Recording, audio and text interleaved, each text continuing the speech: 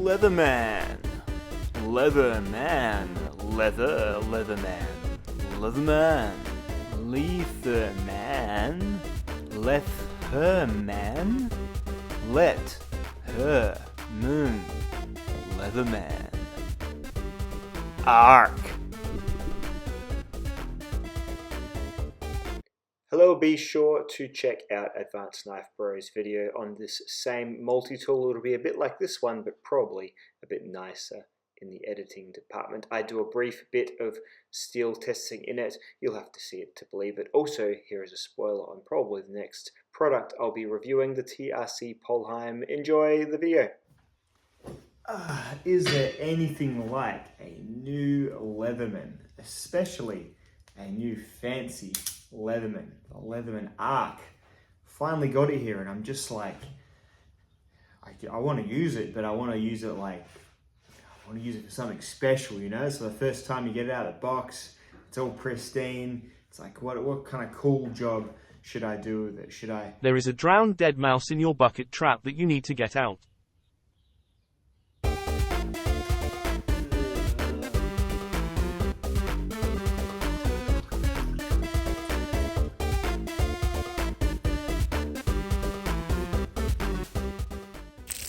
So come with me as I review the new Leatherman Arc.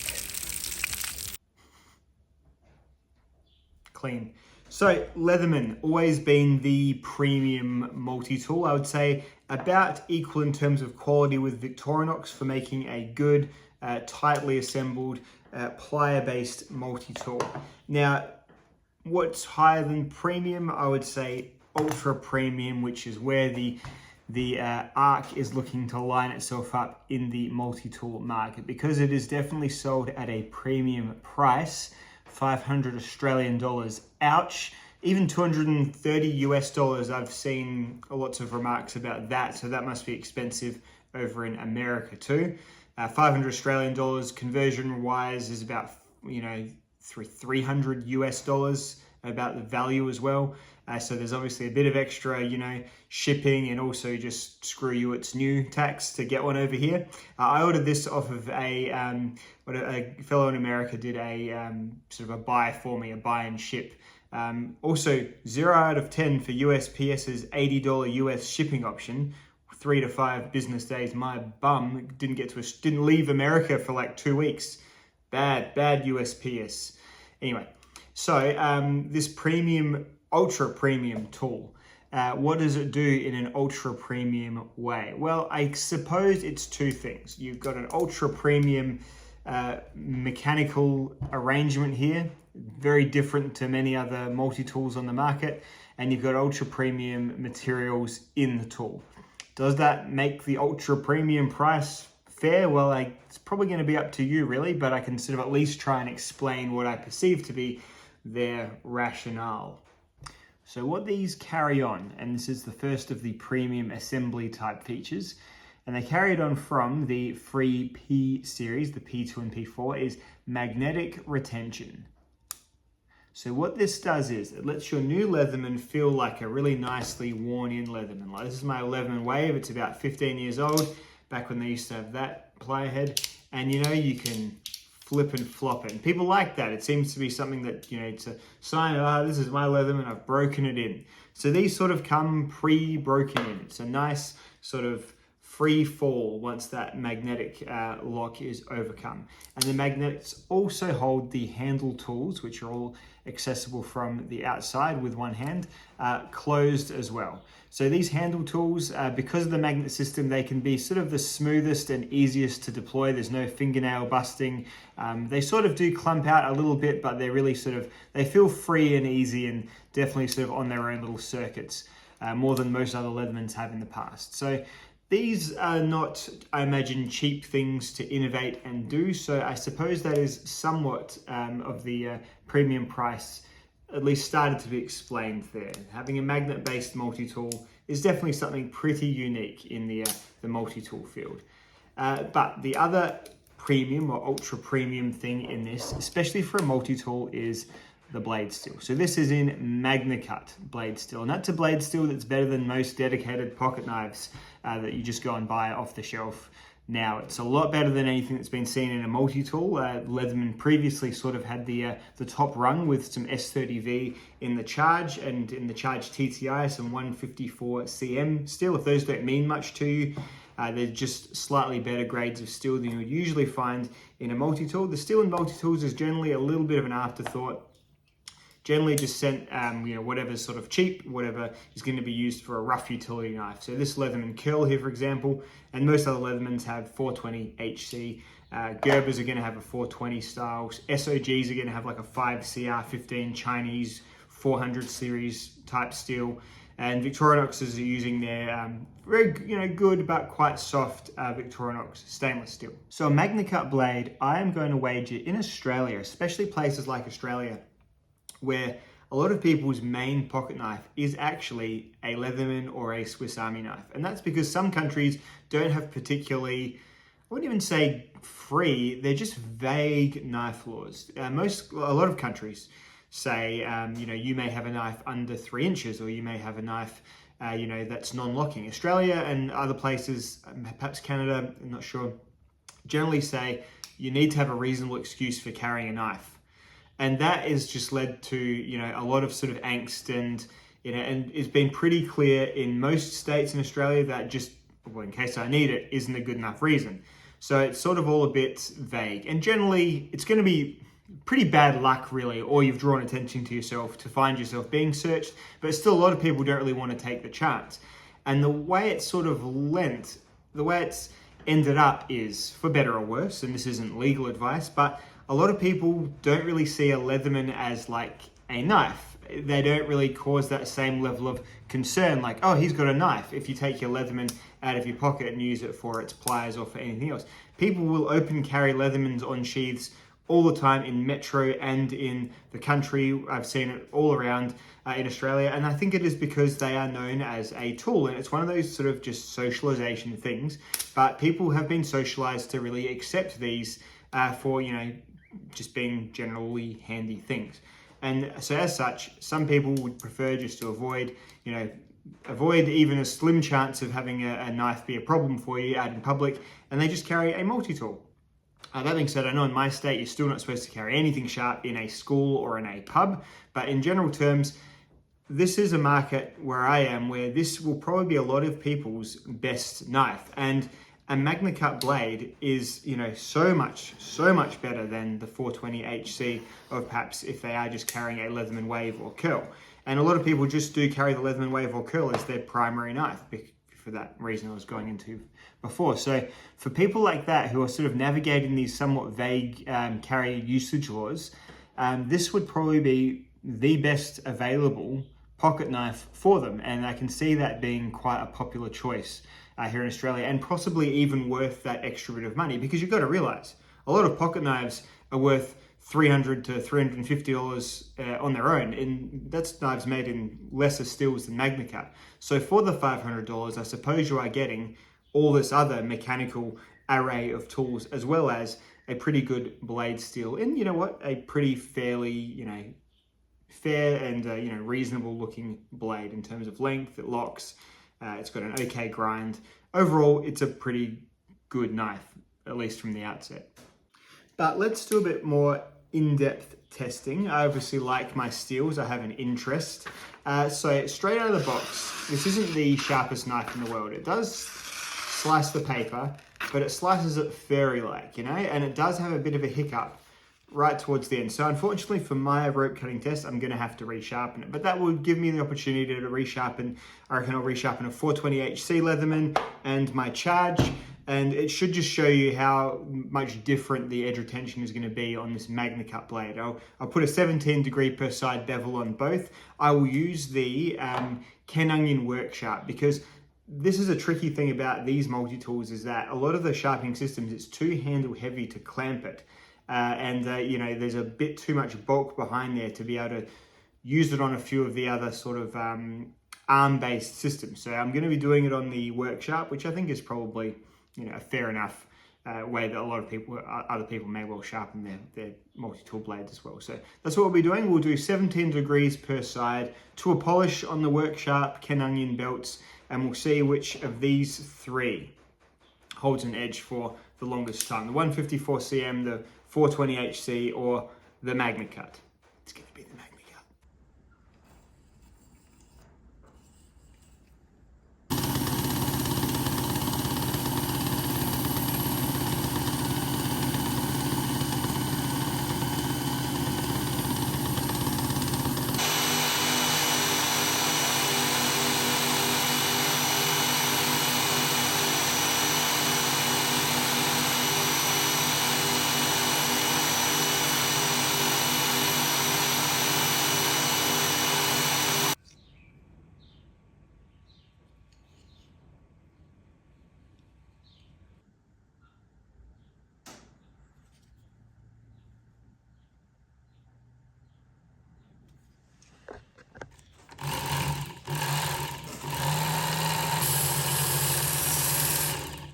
Thumb stud.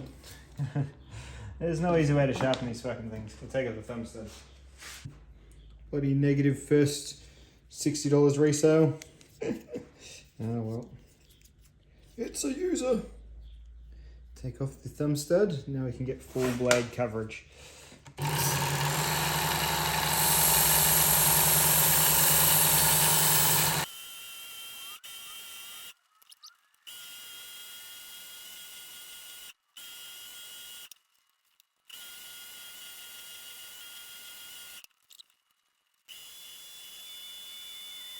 Alrighty, highly polished by the looks.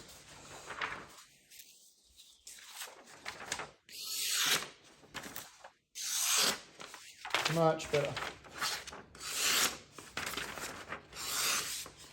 Okay, so we've got comparable edges between that, the curl 420HC and the charging 154 cm. Let's see which cuts twisted sisal rope for the longest. Alright, so the plan is I'm going to do the test I usually do. Been doing since 2016, not to toot my own horn, but it's got sort of fairly decent, consistent results from this type of test. I make sure the knife slices a held sheet of paper, like so, and then like so, and then the blade just carries on through it without stopping. And then I cut twisted sisal rope, stop incrementally, and make sure it still does that. Once it stops doing that, once it starts to catch or hiccup, I stop the test. Just test the absolute complete sharpness of the knife. The knives retain good working edges long after the test is finished. It's just a way of testing when that real fine edge is gone. And various stills have various results, and people generally find it of interest. So we'll do the 420HC, the 154 cm, and then we'll finish with the one we're all here to see, the Magna Cut.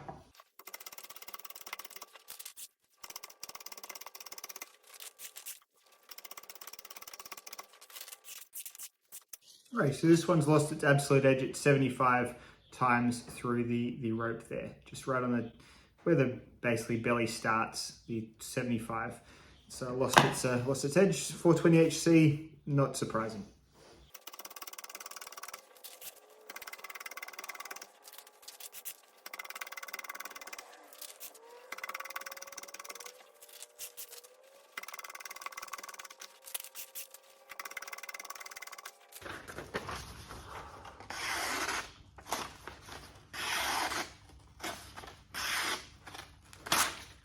Right, so at 150, this one's now lost its, about where it did on the other one. It's just lost its sort of paper slicing edge there. So twice as long as the 420HC, which isn't to be, isn't surprising at all.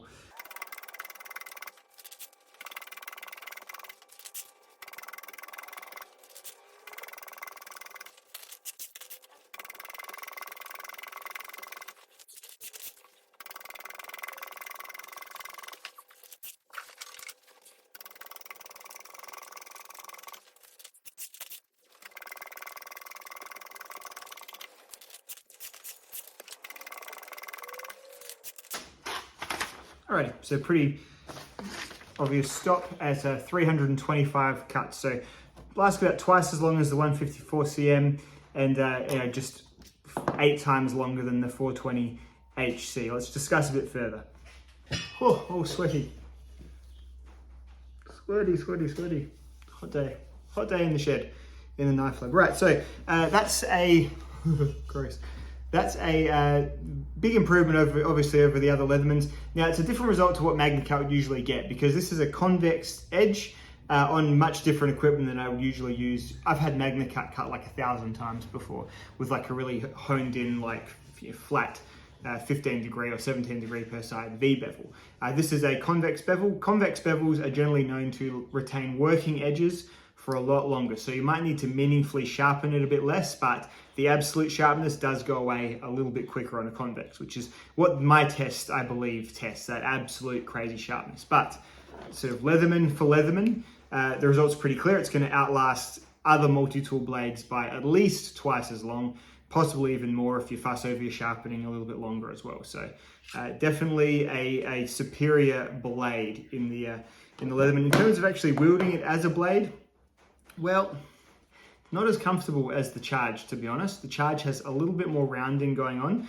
This guy has a few extra corners in it, mainly around the pocket clip, and particularly the locks on the side as well. I've sort of got a spot on my finger there from where the locks were sort of riding against.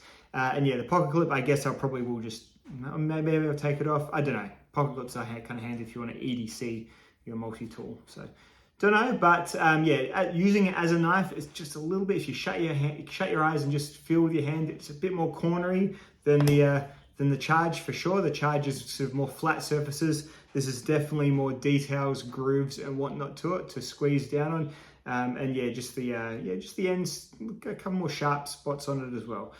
Never ideal using a multi-tool knife for like a prolonged cutting task, but you know what, if you're going to be in that camp where you're going to use your multi-tool as your knife, the MagnaCut blade on the Arc, it's probably about the best option you've got at the moment.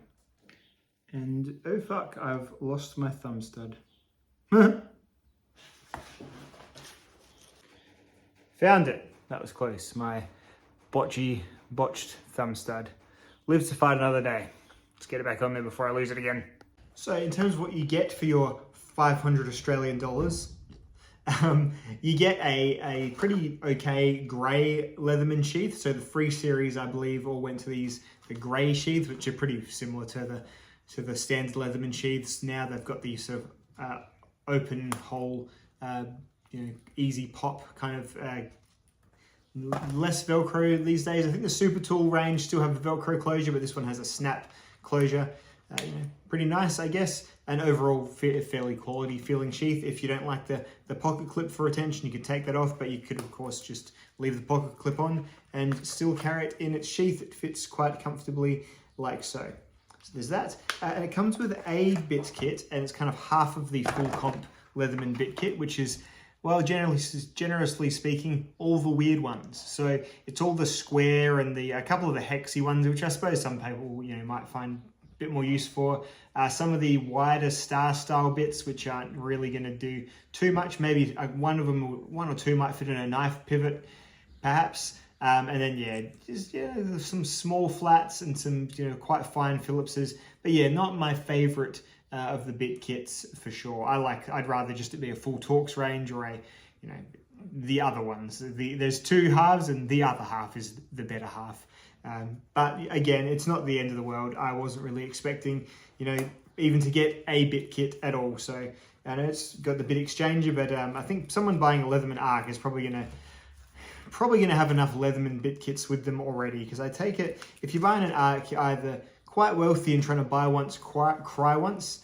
So yeah, I guess maybe you would like the extra bits, or you're going to be a Leatherman fan like me and you're already going to have loads of sheaths and loads of bit kits lying around already with your loads of other Leathermans.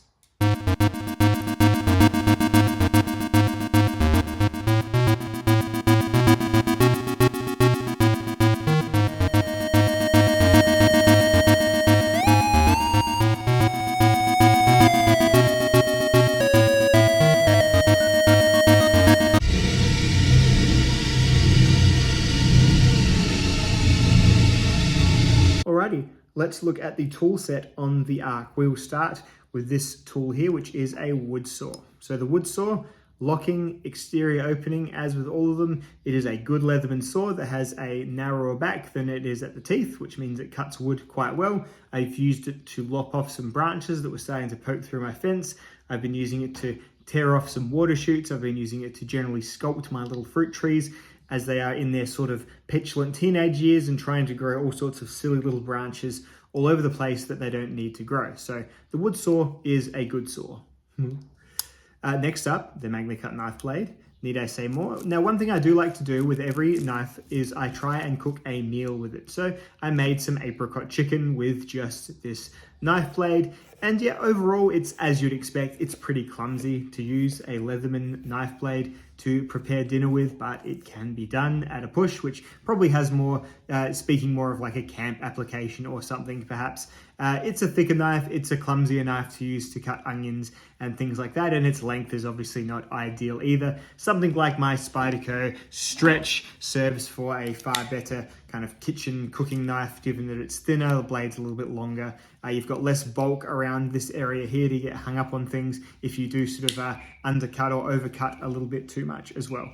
But yeah, overall, it's a pretty good knife, and you could definitely sub it in as your main pocket knife. It's about as good as most sort of average pocket knives in terms of its grind and its, you know, geometries and things like that. And having MagnaCut in it means it's going to be very stainless and going to hold its edge for a good long time, even using a pretty utilitarian system like my Worksharp Ken Onion. So there's that.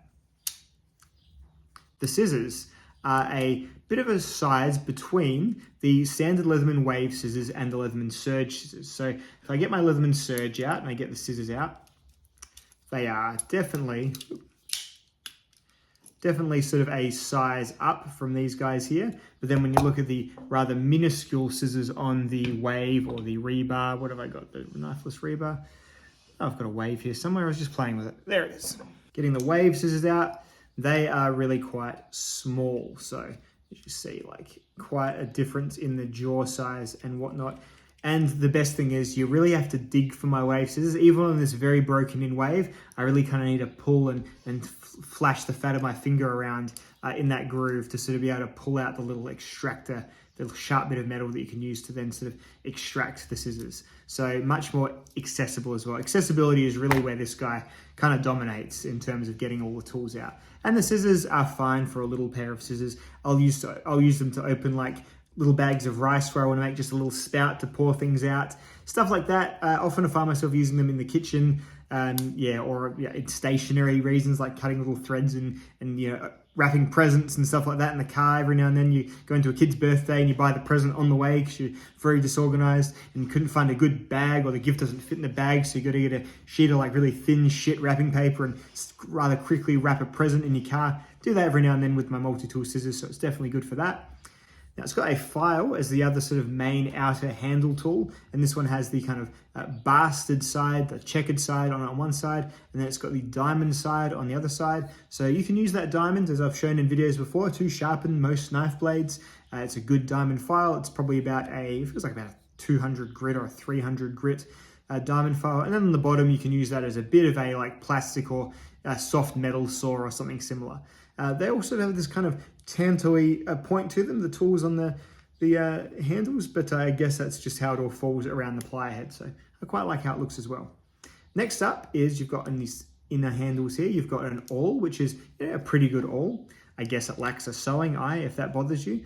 You can certainly make holes in leather with this awl, which is what I do. You can you can use it for marking and scratching lines before you saw things in wood, so it's like a good little marking knife as well. Nice little sharp tip to it. And then it has a wire stripper down the bottom as well, which does have kind of like a little sharp U-shaped edge also, which you can sort of use to strip the coatings off of thin bits of wire. I've never really needed to do that. Next up is the little eyeglass or micro driver. Now, being someone who is vision impaired, I can certainly use this on the arm screws of my glasses, and I do from time to time. When they cop a knock at work or something like that, often see me fussing afterwards with my little Leatherman screwdriver, unscrewing and rescrewing and readjusting my glasses arms. So pretty good. Also for kids' toys sometimes, or like car remotes sometimes, you have a really little screw to get that button battery out so the toddlers of the world can't eat it. Pretty handy little screwdriver. Some people don't like that, but I like the micro driver, and I would definitely keep it on there. Next is the bottle opener slash flat driver slash pry bar. Quite a thick little prying utensil there. I use it to open cans of paint. We're currently doing lots of painting around my home at the minute, so it's had a bit of use doing that, and it's stayed, you know, pretty stable, pretty solid. My Waves one I used to pry, it broke off, so it's a bit thicker and more durable than the Waves flat driver. Obviously been intentionally made as a bit of a pry, which is cool. And then the bottle opener, if you're still somewhere where your brews have, you know, non-screw tops. I actually had to use it to open a bottle of oyster sauce the other day. It's had a press top. It was very novel, so there we go. Moving to the other side, pop those ones open. You've got the bit exchanger, which is, you know, a little bit of a different shape and function to the usual Leatherman bit exchanger, but it takes the same Leatherman bits. Some people have commented that they sort of come out a little bit easier, but I haven't certainly noticed anything. And I've used this on some pretty gnarly screws that needed kind of, it was kind of half on an angle and slipping out, and it's done absolutely fine. So I think it's just more, makes it user serviceable a little easier. You don't have to absolutely yank it out. It's sort of just held quite nicely in there. It takes a bit of force. It doesn't just come out under the weight of the tool or anything like that. So all good with me. And then the last tool, and I actually got to use this again in earnest the other day, because the apricot nectar for the apricot chicken was in a can with a non-ring pull. So I got to use the can opener on a real thing and not just to demonstrate for a review. So that was crazy, and that was really sort of unexpected. So there we go. And that was a fine can opener, I guess. And lastly, on this side here is a hammer pommel. So you can use the back end of the pliers. Pliers fold out. They have sort of flattened off the surface here. There's a slight canyon in the middle, so you don't want to be using it for like tiny little nails. You might find yourself just, you know, the middle nail just getting swallowed up in that middle bit there. But for nailing in like a stake, or like for me, a sprinkler stake, I hammer in a lot of sprinkler stakes into the earth to hold my like PVC or black poly tubing in place that my sprinklers come off of. Doof, doof, doof. Really quite handy. And I liked that about the Signal. And it's not as good a hammer because it's not one flat consistent piece, and it doesn't have the knurling in it for extra sort of grip, but really good little extra tool. One thing I guess it's missing that most other Leathermans do have is the ruler. So it doesn't have a ruler functionality. So say the Surge has it on the inside of the handles there. The rebar has it on the side, as does the Super Tool have it on the side as well. Yeah, so no ruler really at all, unless I'm really missing it. No, it doesn't. Definitely no ruler. It's just sort of, yeah, just a little bit of a missed opportunity there just to put a few ruler markings, even along one of these sides here would have been appreciated, I guess. And if I'm dumb and I just haven't seen it, or if it's in some secret spot, please let me know in the comments, but hasn't come up yet. And then lastly, you can see on the outside, there's a space to stick your pocket clip on either this side, which is where it came affixed, which was right for me, or the other side there too, or you can take off the pocket clip entirely. So that is the general tool review. Overall, I think it's a really strong set of Leatherman tools. Probably the strongest single set of tools for my uses on a Leatherman so far.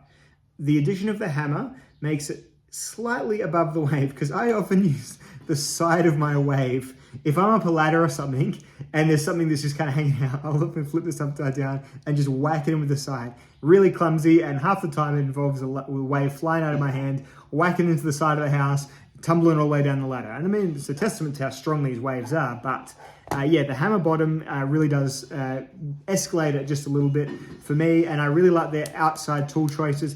Never had much love for the serrated blade. I wouldn't have minded if they had sort of half serrated the Magna Cut blade, but then that might be seen as a little bit of a waste of Magna Cut, so who knows. But overall, it's really hard to get a perfect set of tools. Probably still isn't perfect, but it's about my favorite set of Leatherman tools so far.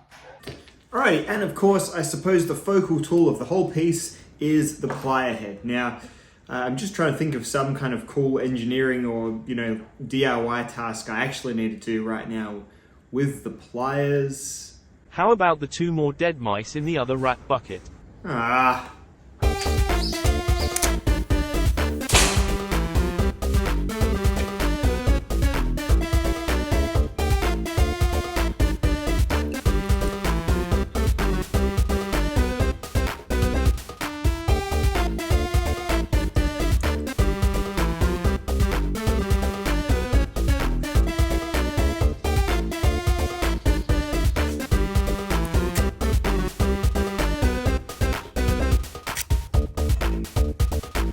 Alrighty, so let's talk briefly about the wire cutters, the pliers, whatever. So I've seen videos of the wire cutters when being used as hard wire cutters, namely on pretty thick stuff like coat hangers. When you force a wire into the bottom of the cutter, it doesn't make a proper sort of overlap, sort of bypass cut. And so therefore it seems that with slight sort of twist or just with the tool kind of awkwardly sitting on a thicker wire, it can chip out the bottom, the very bottom sort of curve of the wire cutter. There's a couple of videos out of this happening. I haven't been able to replicate it. I've just been using the wire that I cut, and I cut a lot of this wire, some for real reasons and then others just to see what would happen. And yeah, the Arc has a just slightly different layout of its cutters, meaning that the hardwire portion isn't right in at the swivel point. So, and that's I think the problem with a lot of Leatherman folks are having, like people have had Leathermans before. Generally, you just put your hard wire right into the bottom. So you grab your wire, and as long as you just it's nice, and it's how I like it too. You put it right down there, and then just by knowing that's where it stops, you can then pinch it and close it, and that does your hard wire cut. But on this, it doesn't do it. It sort of just kind of almost breaks it, but doesn't quite, right? And that's just because the cutters are slightly higher and there's a slight bit of negative space right at the bottom. So to do a hard wire cut, you sort of need to line it up a little bit so it is in the second groove, but not all the way at the bottom, and then no worries at all. It'll do a hard wire cut. The Leatherman Signal is the same as this. It's got the same sort of layout where there's a slight gap at the end. And my Leatherman Signal has actually got a little bit of damage to its 154 cm jaws there, only because I think I used it on some pretty gnarly galvanized stuff out of my garden. But yeah, similar sort of issue, I guess, that the hard wire portion isn't right at the bottom, right at the axis. It's just a little bit higher up. One that doesn't do that is the Charge, and probably the Wave Plus, the Charge Plus. You just put the wire all the way down to the bottom, and you can, it's a more tactile way of sort of feeling your way through a hard wire cut. So yeah, I guess it's a slight issue if you're just so used to using Leathermans in a certain way. And I must admit, I prefer just being able to go wham, wire all the way to the bottom, or really kind of dig your Leatherman towards the wire and then just pinch it and do your hard wire cut. I prefer that as well. I haven't broken these yet. It's not the end of the world. I've got thoughts on their replaceable cutters as they are. I don't feel like it's the amazing boon that sort of Leatherman sold us on, because previously if you broke your pliers, Leatherman would replace them as per their great warranty anyway. So really now you're just buying another set of jaws. I don't know, but yeah, in general terms, for all my realistic wire cutting use, they're absolutely fine. I've done lots of sort of wire cuts with them and no issues, but you can't turn away from the fact that it is a slightly more awkward layout for the hard wire cutting, and also that there has been some documented failings due to that layout of the bottom part of the cutters. So there you go. That's that little issue, I believe, sufficiently covered off. Let's have a look at the Arc versus some other Leathermen.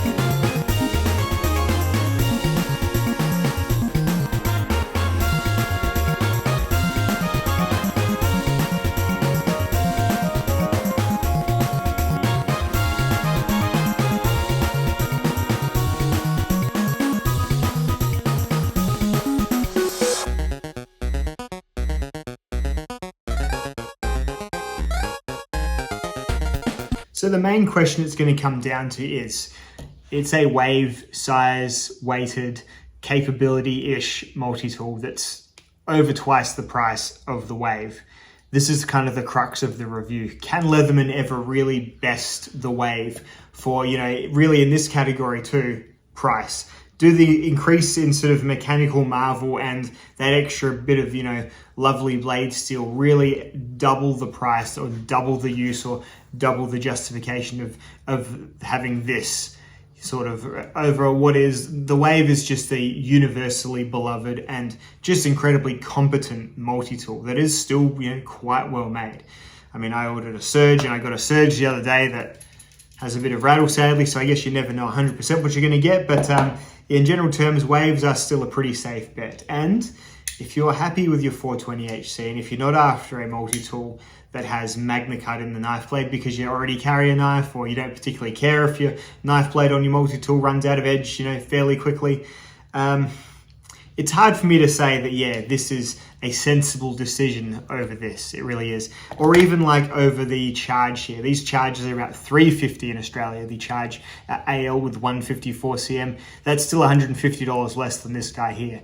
And you're getting, yeah, still a blade that's still, you know, quite inferior to the Magna Cut. And of course, you're missing the nice sort of magnet opening. You've got your kind of more conventional, frictiony butterfly opening handles, of course. Tool sets are fairly similar enough that they're going to be, you know, doing about each other's jobs. You're getting a serrated blade in both of these, and you're not getting a serrated blade here, but you're getting a much better pair of scissors here than you get on these ones. Little Wave Charge scissors are quite dinky. So, look, overall, I don't know. The Charges always seem like a bit of a luxury to me, the Charge and the Charge TTI. I always just recommend just get a Wave. Wave is the buy once, cry once, the Leatherman that, you know, kind of does everything you want a Leatherman to do.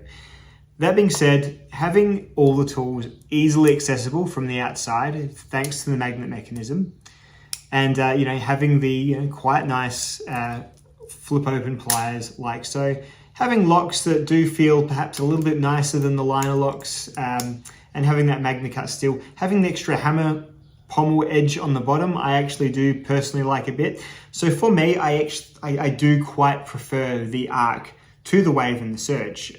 If I didn't know how much they were, I would absolutely go the Arc every time. But $500, it's $250 more than this, and that's a lot of money. That's like a car payment, you know, it's a lot. And you're gonna be, if you're a multi-tool fan and you're a bit of a perhaps autist like I am, you will see the value, you'll find the value in your brain. You'll do those gymnastics to quite happily purchase an Arc. But I think if you were just a casually interested multi-tool fan, I don't think you'd get an extra $250 of enjoyment value out of the Arc. That being said, if you are someone who is looking to carry a multi-tool as a primary knife as well, and you may well be thinking of spending $300 on a decent pocket knife before you knew this existed or before they put such a good steel in a multi-tool, then yeah, you're getting an extra, you know, whole bunch of features for just a little bit more than an expensive or fancy pocket knife. So I can see that merit there as well. So overall, it's still eluding being the perfect multi-tool. There are some which, although I haven't been able to replicate, some issues with the plier head, okay, the wire cutters, if you cut too low in them, it seems like something can go wrong sometimes, so there's definitely that to be aware of. Watch the other videos, watch Max Level EDC's video specifically on that if you're interested. And yeah, just in general terms, there are other things about the free series that you need to know. Already the magnets can, if you're working in high steel dust environments, attract the steel dust on them. So that's something as well. And the handles are a little bit less comfortable, just ever so slightly than the Wave. The locks, while they are nice locks to use, do add a bit of a footprint to your hand when you bear down on the thing. And using the thing as a knife for a longer period of time, there are just a few more corners and, you know, edges on the underside of the Arc to make it a slightly less comfortable knife to use longer term than, say, the Charge or the Wave, which do feel a little bit more rounded. But overall, this is definitely a very good multi-tool. It's even a great multi-tool, but it's $500 and it's just so far above what other multi-tools cost that it's going to be up to you and how much of a multi-tool enthusiast you are, or how much money you have. Maybe you're just quite wealthy and that's not a big deal at all. But if you sort of a bit like me, and by the end of your pay week, you're kind of just looking forward to the next pay to be able to do that next big food shop, then it's going to be pretty hard to justify having this over this. And I must stress, the only reason I can have these is because I have this YouTube channel that pays me AdSense revenue that allows me to afford buying these things to make more videos. So that's your other option. get stuck in this trap, and then you can have all the multi-tools you want, but then you gotta make videos with them to keep the AdSense money coming in, and it's just another cycle. So that's another bit of food for thought too, perhaps. But then again, that's taken me, it's 10 years on YouTube this year to get to enough where I can buy sort of comfortably with my AdSense a couple of new things every month and it not sort of absolutely kill the family budget. So there you go as well.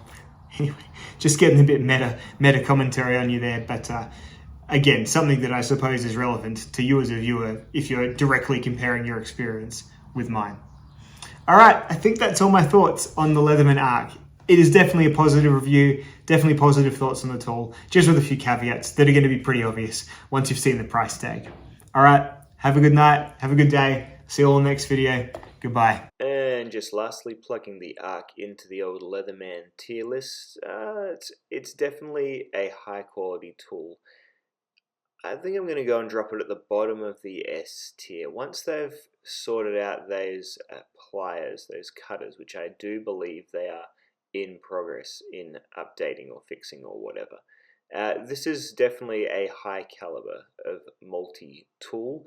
I think the price is always going to be something that people need to digest, but I do think you get a fair bit of mechanical complexity as well as a pretty good Magna Cut blade for that price, and there really isn't much else in this ultra premium category for it to really be compared too well against, apart from the Charge TTI. I still think the Wave and the Charge are just generally safer buys than this guy here because this is just a lot of money, but as an object, without knowing how much it costs, I would say it's definitely one of the better Leathermans and definitely in the top tier of Leathermans. Peace!